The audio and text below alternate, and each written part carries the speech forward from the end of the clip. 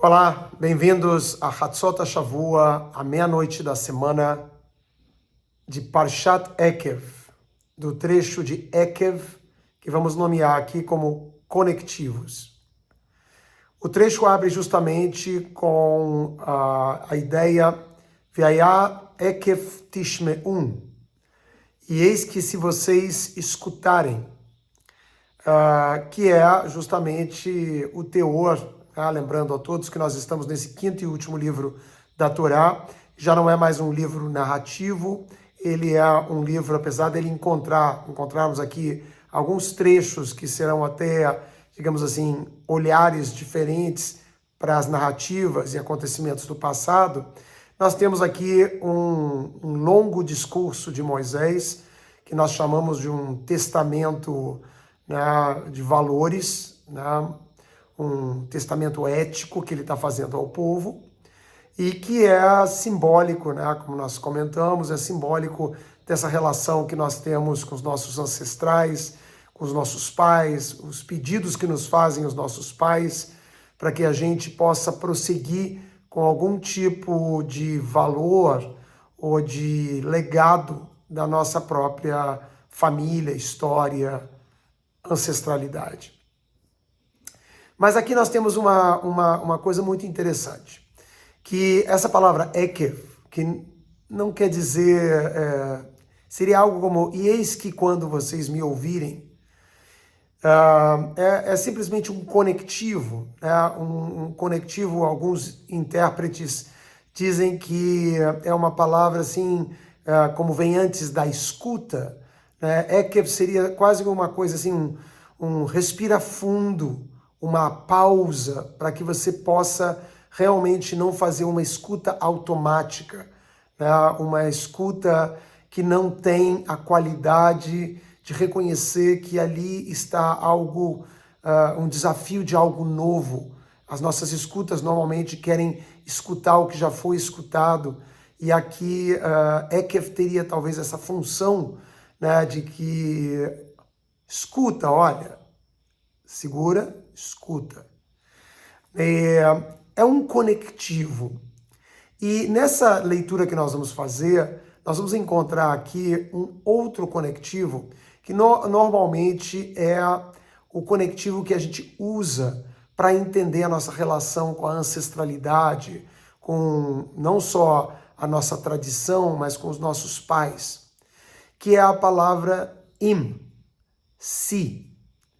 E temos aqui, justamente, para aqueles que conhecem, temos aqui a descrição, o trecho, o texto do segundo capítulo que aparece na reza do Shema Israel, que é Ve'aya im shamoa, a mesma construção.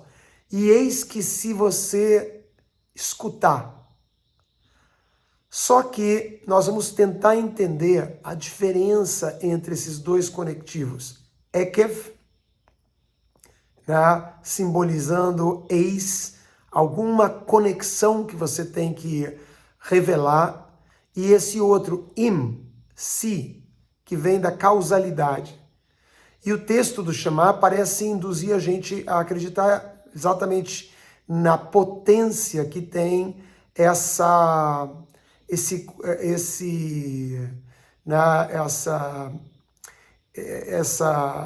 partícula de incerteza. Se você fizer, né? E ali diz, se você cumprir, se você escutar, as coisas vão acontecer da maneira que você espera, né? Vai haver uma sintonia entre as coisas, vai chover no tempo certo, o campo vai produzir, o gado vai ter o que comer, você vai viver em abundância. Se você não escutar,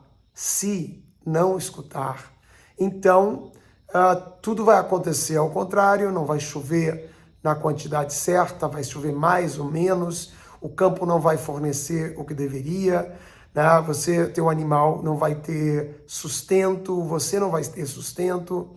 E ali está apresentada essa causalidade que todos nós conhecemos, principalmente da escuta dessas quando os nossos ancestrais nos dizem algo, nossos pais nos dizem algo que eles querem que seja, digamos assim, honrado, e que usam esse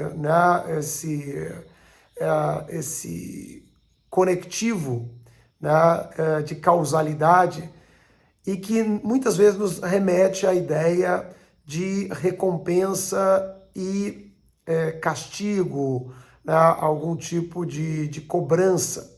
Se você fizer assim, você vai ter algum tipo de recompensa. Se você agir de outra forma, você vai ter algum tipo de castigo ou vai ser imposto a você alguma coisa ruim. E então vamos tentar entender o que Moisés está tentando dizer aqui e como esse jogo desses dois conectivos são importantes para a gente entender o contexto desse texto.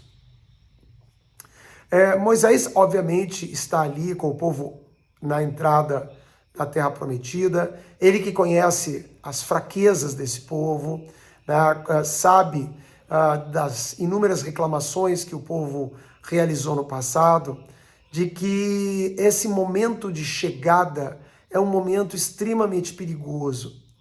Muitas vezes a gente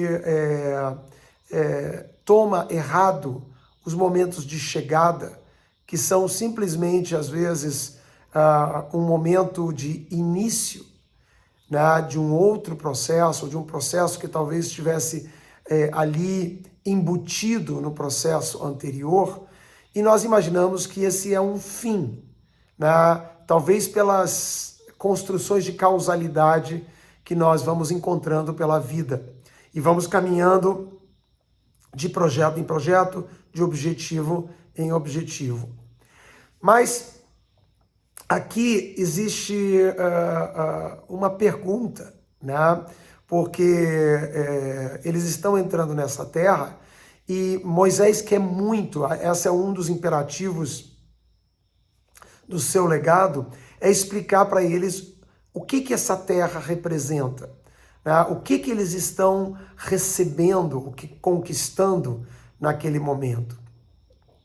E ele repete algumas vezes, né, de que lo betzidkatcha, não pelo seu mérito, você está está ganhando em herança essa terra. né? E ele traz aqui algumas possibilidades, né, de por que eles estariam tendo esse privilégio, essa oportunidade de entrar e viver nessa terra.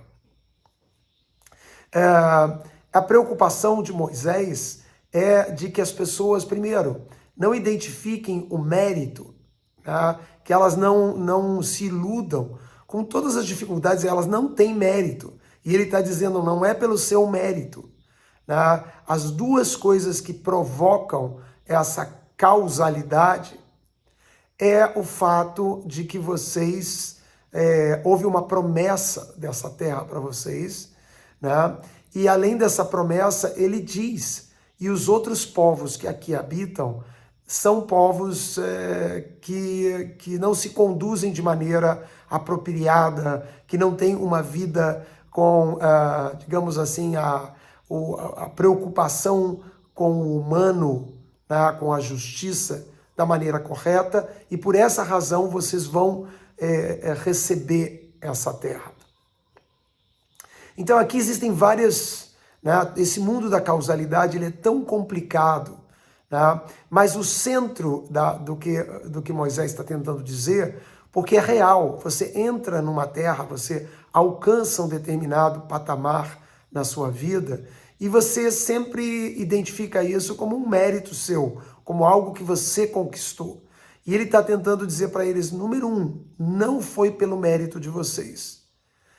O que gera algum mérito aqui é uma promessa passada, e o que gera aqui é o fato de que as pessoas não estão se conduzindo da maneira correta e, portanto, alguma função vocês têm para viverem de maneira diferenciada desses povos que ali habitam. Para a gente entender isso e não ficar, para alguns de vocês que possam estar entrando em algum contexto político de justificativa de terra, uma vez que a gente tem ali hoje, até hoje, nós temos aí todos esses conflitos sobre, né, sobre a posse, o patrimônio da terra. E a gente vai ter que fazer uma visita ao início dessa história para entender isso contextualizado. Porque essa promessa que Moisés está falando e também essa relação com povos que não se comportam da maneira correta, ambas remetem a gente de volta ao começo dessa história, que é a história de Abraão. Vamos rever um pouquinho o início de todo esse processo para a gente poder entender esses finalmente que estão chegando aqui nesses vários textos que vão concluindo o texto da Torá. A figura de Abraão é uma figura que começa, ele é chamado por Deus, que cutuca ele no ombro, né? Portanto, não é uma evocação de Abraão. Abraão é buscado pelo Criador. E o contexto anterior a essa busca é algum tipo de inapropriedade, né? de equívoco que existe nos humanos.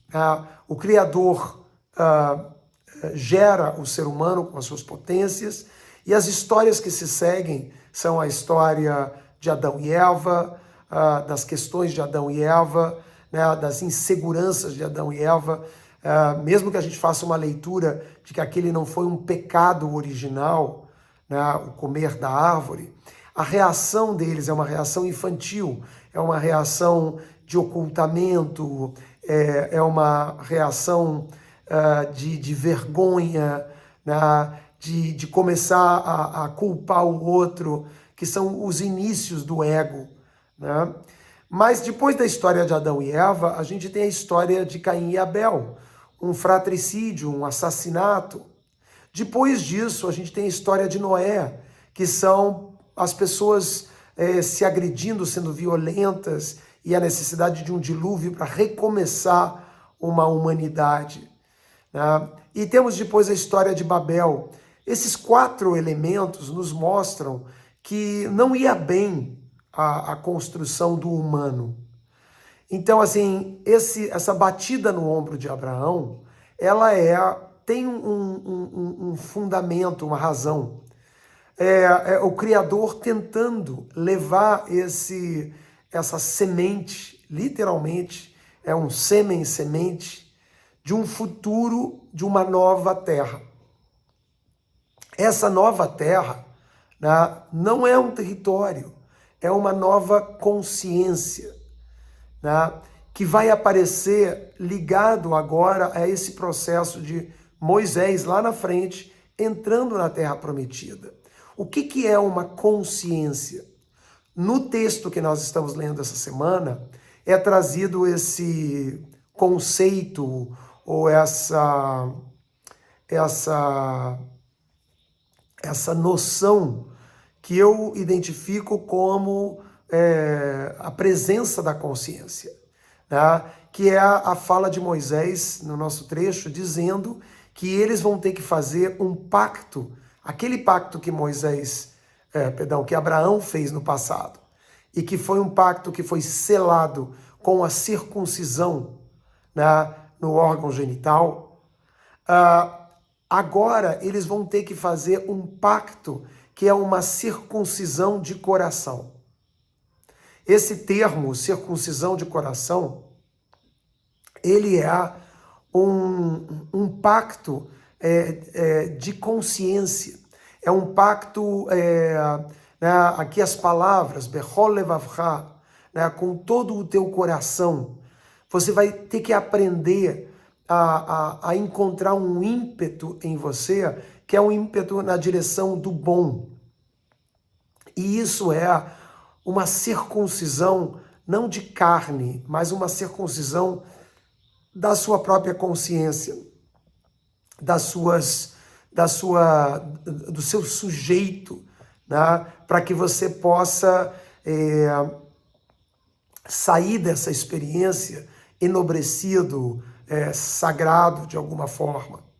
Então essa circuncisão do coração é a presença que Moisés espera do povo, de que eles adentrem essa terra e que aquele mesmo pacto que era de conseguir a terra, né, que está ligado com Abraão, dessa terra prometida, não seja mal compreendido, porque não é a terra que agora vai ser o grande projeto ou desafio.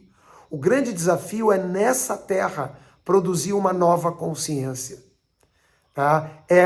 Ali devem habitar indivíduos que têm um coração circunciso, uma outra consciência, e não reproduzir essa consciência violenta que é tão comum entre as comunidades humanas, entre as sociedades humanas.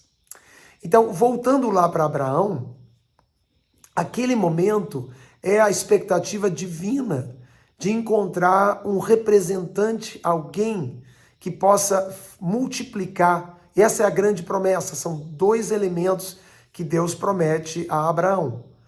O primeiro deles é a chegada a uma terra, né? Então a promessa de uma terra, e há a promessa de filhos, de uma multiplicidade de descendentes, que também é o segundo elemento dessa promessa para Abraão. Se a gente vai de novo, fast forward, se a gente vai de novo lá para Moisés, Moisés é esse momento de entrada na terra, portanto, o elemento da terra, e ali diante de Moisés não está mais filho, né, de Abraão, nem os descendentes imediatos de Abraão, que são poucos. Ali diante dele está um povo, uma nação. Moisés está falando com uma nação. Esse é o momento abraâmico lá no futuro. E Moisés está tentando, com muita eloquência, né, repetindo inúmeras vezes a ideia de explicar de que a chegada na terra, no território, é não o final dessa jornada, mas eles precisam ali implantar uma sociedade de corações circuncisos, de pessoas que têm uma consciência mais ampla e são capazes de criar um mundo que é esse imaginado, né, de tzedek umishpat, de justiça, né, no sentido entre os seres humanos e a busca, né, de que as coisas sejam feitas de maneira justa, equilibrada, né? Esse ser de coração circunciso é um novo ser que tem que nascer dessa junção de filhos e terra, agora que vai se iniciar, não se completar. Mas é interessante que era exatamente isso que Abraão estava recebendo como incumbência, né? Todo o processo que Abraão vai experimentar é um processo de tentar produzir na sua própria experiência o início dessa nova consciência. E ele está ali, né, vivendo esse rigor, né, que é a sua experiência, ele que se torna um andarilho, né, que vai encontrar uma série de dificuldades, inclusive o fato de que sua esposa é estéril, como é que ele vai ter o filho, né? Ele não consegue, no seu tempo, né, com muita dificuldade ele consegue ter filho e com muita dificuldade ele consegue ter terra. E esse filho não é uma multiplicidade, é um único. E a terra não é a terra que ele tem com clareza. Ele tem que comprar até um pedaço de terra para poder enterrar né, a Sara, porque ele não realiza realmente essa multiplicidade de filhos e essa posse da terra. Moisés lá na frente está de alguma maneira representando essa conclusão, aparente conclusão, pelo menos desses dois aspectos, que são os filhos e a terra. Mas aqui vem uma coisa muito interessante para nós, porque no momento, né, da mesma maneira que Moisés está dizendo para o povo de que eles não têm um mérito, não há mérito para receber a terra. Eles não estão recebendo a terra porque eles têm esse mérito. A mesma coisa faz Deus com Abraão. Quando Deus chama Abraão e diz para ele sacrificar o seu único filho, naquele momento há uma lição fundamental que todos nós resistimos a ela. Tá? Deus está querendo mostrar a Abraão, né, de que as duas condições que ele, né, os dois elementos que estão no pacto, que parecem uma recompensa, né, que parecem estar ligados ao conectivo, se Abraão, você fizer esse pacto comigo, eu vou te dar filhos e terra. E essa é uma compreensão equivocada, porque aqui não é mais uma conversa com uma criança, não é no universo infantil, onde você só vai estar motivado a fazer algo se você tiver uma recompensa ou para se livrar de algum castigo. Então Deus está tentando explicar para Abraão, quase como exigindo dele uma consciência, uma nova consciência, uma relação com a vida, que não é esse conectivo se. Se você fizer assim, eu faço assado. Se você fizer para mim, eu faço para você.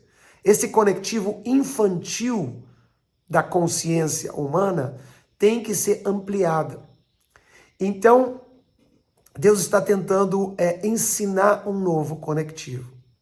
E quando ele diz, pega o teu filho, o teu único filho, e sacrifica lá para mim, ele está trazendo Abraão para o entendimento de que o filho, representativo dos filhos, da multiplicidade de filhos, e representativos da terra, não são uma recompensa. o filho não é seu. Assim como eu te dei o filho, eu te demando o filho como uma lição para que você possa entender que esses elementos, filhos e terra, não são a recompensa do pacto. Eles são, na verdade, as ferramentas do pacto. Como é que você pode construir uma nova sociedade que tem esse coração circunciso? Você vai precisar de terra e vai precisar de pessoas, de filhos. Então, aqui, a mesma coisa, né, quando você tem uma missão, quando você é incumbido de alguma coisa, né, aquele que te incumbe, seja uma empresa que te contrata, seja as pessoas que estão ali esperando de você a conclusão daquela tarefa, a realização daquela tarefa, as pessoas te dão alguns elementos, né?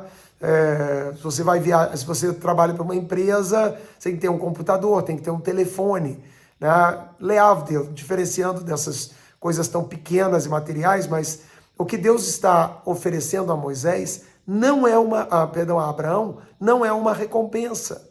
São os recursos que ele precisa para realizar isso que é a expectativa divina naquele momento. Qual é a expectativa divina? É que os seres humanos deixem de ser uma construção de violentos, para eles se transformarem com esse tal coração circunciso em seres que vivem da sua potência humana e realizam tzedek umishpat, fazem bondade e fazem justiça. Essa é uma potência humana que Deus quer ver realizada na sua criatura. Por isso essa criatura foi produzida com essas potências. O mais incrível é que nessa lição tão dura de aprender, de que as coisas que a gente tem não são recompensas, as coisas que a gente tem são instrumentos, recursos que cada um de nós tem para realizar o seu trabalho. E nós fazemos uma leitura totalmente errada, talvez parecida à preocupação de Moisés, de que o povo entre na terra e diz, opa, we made it, conseguimos, a terra é minha, eu por meu mérito consegui, agora tô feito. Né? Ele está dizendo, não, em nenhum momento, só para uma criança você vai tratar recompensa e castigo. Não, você está num lugar maduro. O que você quer não é ganhar nada. O que você quer é ter uma utilidade. O que você quer é prestar um serviço. E tudo que você tem, os filhos, as posses, as coisas que você tem, não são para você se regozijar de que I made it. Eu cheguei lá, eu consegui. Não é só um infantil, uma consciência infantil teria essa percepção. Aqui é demandado uma outra consciência. E essa consciência não é do si, porque é isso que a gente espera. Poxa, eu trabalhei tanto. Se eu trabalhei, eu tenho direito. Se eu fiz, eu tenho. A gente aprende dessa leitura infantil a viver ainda no mundo pequeno das recompensas e dos castigos. Então, aqui tem algo mágico que acontece e que eu acho que uma revelação da qualidade literária da Torá. Porque assim que Abraão, ao invés de dizer, não vou sacrificar meu filho, o filho é meu, que isso? Ele entende que em nenhum desses momentos a posse estava ali em jogo, que ele deveria verdadeiramente entender que o filho, a terra, não são para ele possuir, são os recursos que ele tem. Então, quando ele entende isso e ele não põe o pé na porta, e ele vai, não com submissão, mas com consciência ampliada, ele entrega o filho como uma empresa que pede de volta o utensílio por alguma razão. né? Ou aquele que te emprega, te pede de volta o utensílio, e ele tem que ter a clareza de que aquilo não é uma posse dele. No momento que ele realiza isso, o que Deus diz para ele?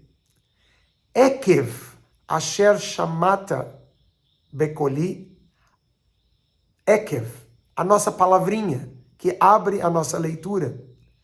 Ele diz, agora que você escutou a minha voz e você teve essa atitude madura de entender que o seu filho e tudo que você tem é um recurso e não um prêmio. Quando você entender isso, Ekev, agora que, e essa palavra Ekev só aparece em toda a Torá em 2 momentos. Nesse instante, logo depois do não sacrifício de Isaac, e na leitura que a gente está fazendo do trecho em que Moisés está, agora sim, fazendo um conectivo para o povo.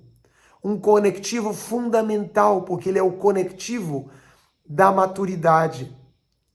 E eis que, no momento que você tiver o recurso, os filhos, a terra, eis que agora você escuta com um coração maduro, escuta com um coração de alguém que pertence ao mundo da maturidade e não alguém que é infantil. Não é se, nesse causativo, nessa relação de causa e consequência infantil, de obediência ou desobediência, que está toda a questão. Ela está num lugar de compromisso. Brit, o pacto, é um compromisso. Compromisso não é uma obrigação, mas compromisso não é algo que eu faço para mim. Compromisso é algo que eu realizo com a maior potência da minha pessoa para o mundo, para o outro, e o que eu ganho é eu realizar essa minha potência. É eu poder usar os recursos, os instrumentos, para que eu realize minha potência a partir dos meus dons. Então, é muito bonito isso, se a gente parar para pensar que lá na frente Moisés está tentando dizer isso para as pessoas, né? Trazer elas para uma mentalidade abraâmica, mais ampla, e ensinar elas essa terra que vocês vão entrar, essa terra por mérito, né? Não faz nem sentido essa ideia de mérito. Ela não é por conta do mérito que vocês vão receber, ela é um instrumento da realização de tzedek ou mishpat, de benemerência, de bondade e de justiça. É ali que vocês vão poder iniciar o processo. Agora que vocês são filhos, que vocês são uma comunidade e agora que vocês têm uma terra, vocês têm agora a possibilidade e a obrigação de um compromisso de construir alguma coisa que é, obviamente, costurada por esse coração circunciso. Não é um povo, nem uma terra que estão por mérito de posse desse povo. Esse povo tem um projeto. E esse projeto é a aplicação desse coração circunciso entre as pessoas, numa nação que possa ser luz, que possa trazer luz a um futuro que é esse futuro abraâmico. Abraão não vai ficar cheio de filhos, né, e feliz da vida porque eles têm o seu sobrenome.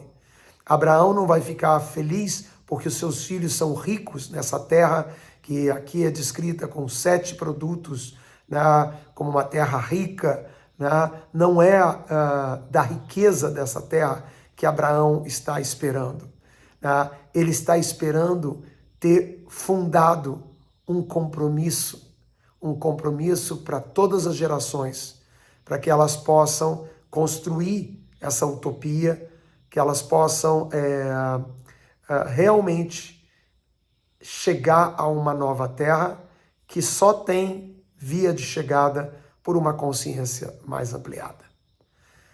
Essa é a grande preocupação de Moisés, de que as pessoas não entendam tudo errado, que elas possam, nesse instante, ao atravessar o Rio Jordão, que elas possam dar continuidade a esse sonho abraâmico de poder servir a um projeto tão incrível, um projeto que tem origem numa vontade divina.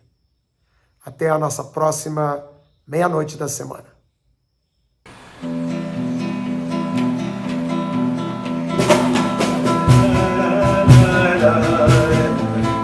Ya